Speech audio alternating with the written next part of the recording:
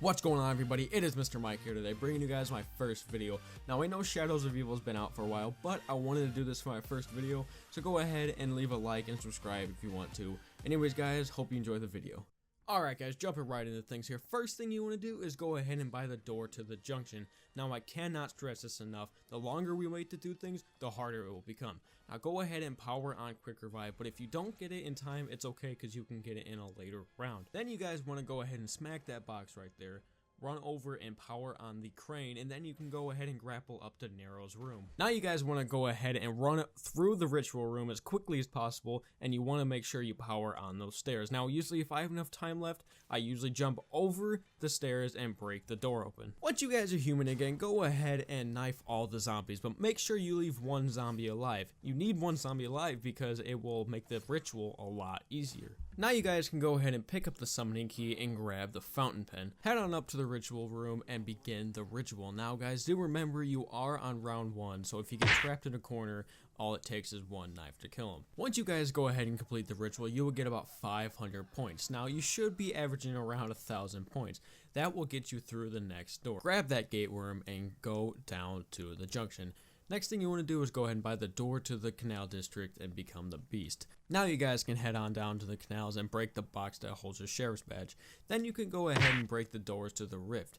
Then you want to run over behind the stairs and power the gate to the sheriff's badge. Now what you guys want to do is look up, grapple onto the ruby rabbit, run past the ritual room, down the stairs, and power on the stairs.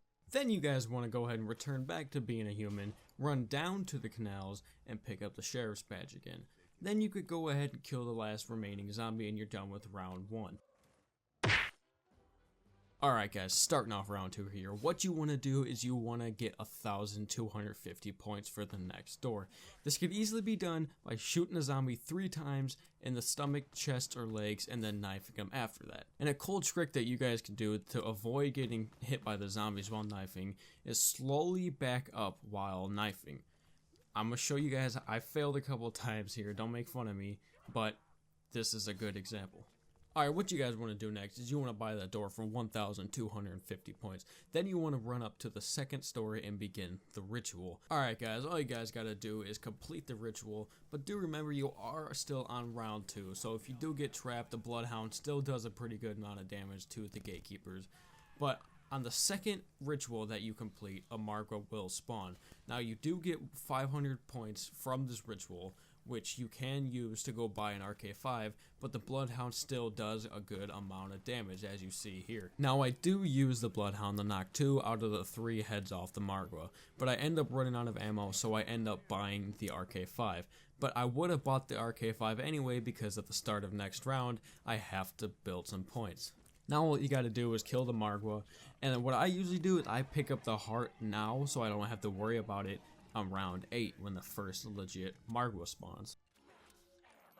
Once you guys have picked up that Margwa heart, go ahead and kill the last zombie that you saved from round 2.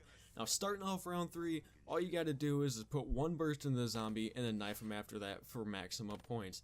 Now for round 3, all you gotta do is save up 2,150 points for the next 2 doors. Go over to the Footlight District and become the beast. Now I think this is one of the trickiest ones, so you're going to have to be quick about it.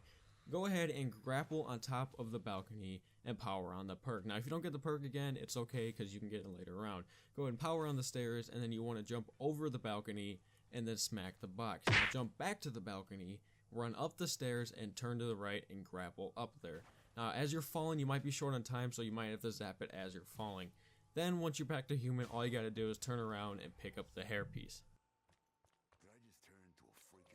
Now you guys want to make sure you have about 1,250 points to buy the next door. I was down about 60 or 70 points, so I hurried up and I rebuilt the barrier and I was able to buy the door. Now you guys can go ahead and complete the third ritual. On this one, all you gotta do is train like the others, but if you do get trapped in a corner, you still are on round 3, so the RK5 will kill them.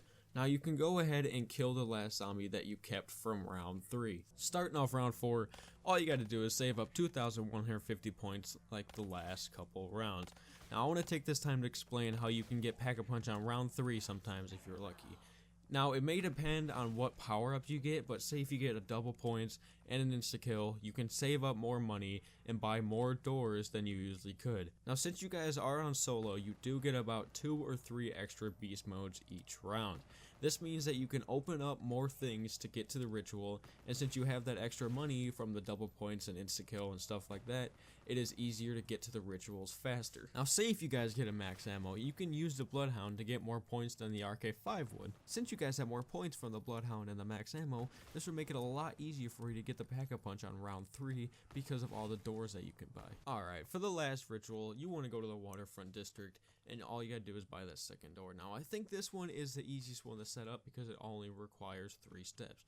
Go ahead and become the beast, grapple on top of that balcony, smack that box down, and from here, it's pretty easy. All you gotta do is run down to the boxing ring and break the door open. Now, after you break the door, you can go ahead and return to human because there's nothing left to do and pick up that championship belt. Now, for the last ritual in the boxing ring, this one might be a little tough for training, and because most of the spots that you run are where the gatekeepers spawn. Now, if you don't kill any of the gatekeepers, they don't keep spawning, so I wouldn't suggest killing them. Once you complete the ritual, you want to pick up the gateworm as quick as possible because on the 4th ritual, a Margwa will spawn, and now the Margwa's spawn point is right on top of the gateworm, so I almost got wrecked right here because I didn't pick up the gateworm in time. Now, if this does happen to you, all you gotta do is run around the boxing ring and pick up the gateworm. Now, the RK5 still does a lot of damage to the Margwa, so you can go ahead and kill it with that. Now, be careful whenever you shoot down little hornet things, because whenever they hit the ground, they do explode and they might kill your zombie. They've killed mine a couple times, I've had to completely restart. Go over to the canal district and head through the canals. Now, if you didn't open the rift from earlier, go ahead and open it and head through. Now, you will have to kill 4 gatekeepers, but they are still easy because you are on round 4. The wall with all the symbols on it will break down after you kill all the 4 gatekeepers. Once the wall is broken down, go ahead and place those gateworms in their little homes, and then go ahead and start the Apothecant Rift.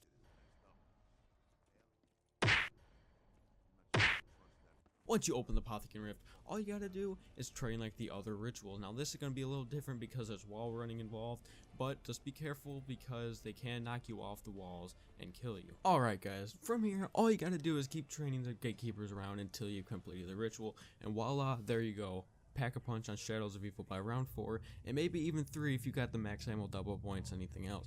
Anyways, I hope you guys enjoyed the video. This is my first video, so I'd love if you guys give me some tips and advice down in the comments below. Maybe subscribe, maybe like, I would love that. Anyways guys, I'm completely stoked for the new map, Der Eisendrache, coming out soon. I will be uploading content of that on my channel, so stick around for that. Anyways guys, have a beautiful day, and adios.